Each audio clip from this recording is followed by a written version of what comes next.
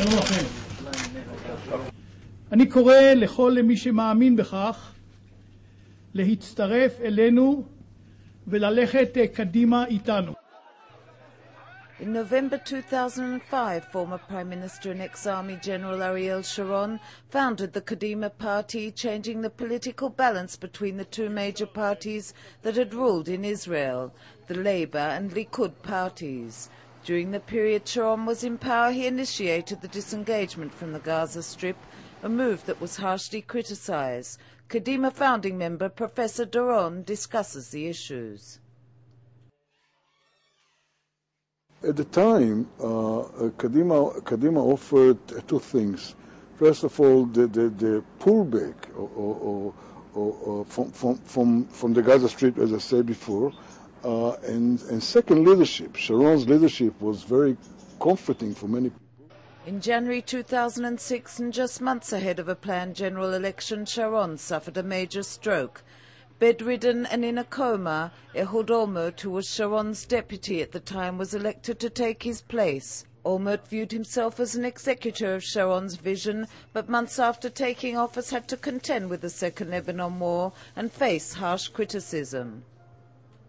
Ehud Olmert, in many ways, at least at the beginning, he tried to follow the footsteps of Sharon, but then he retreated from many of his early positions. So now it's very difficult to say what Kadima has to offer the Israeli public.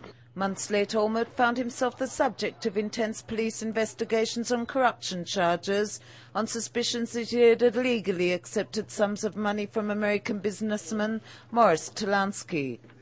The public outcry and condemnation forced Olmert to announce his resignation, to go into effect after the Kadima primaries. Every other day they were talking about corruption. Okay.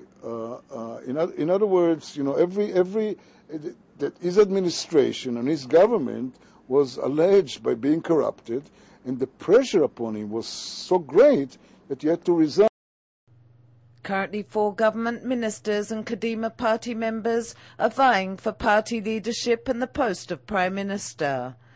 Foreign Minister Tzipi Livni, Transport Minister Shaul Mofaz, Minister of Interior Meir Shitrit, and Public Security Minister Avi Dichter each have their own agenda and attempt to persuade the public why they should receive its support.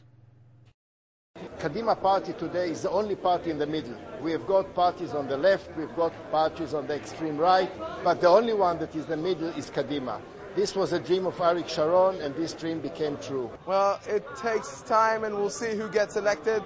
And I believe that whoever it is, as I said before, will rise to the occasion and will bring pride to Israel and Kadima. A poll published in Maariv found that Livni would bring Kadima 8 more mandates than Mofaz. Whatever the outcome on Wednesday evening, the Israeli public will discover who the next Prime Minister will be and whether they can garner enough support to prevent a new round of general elections.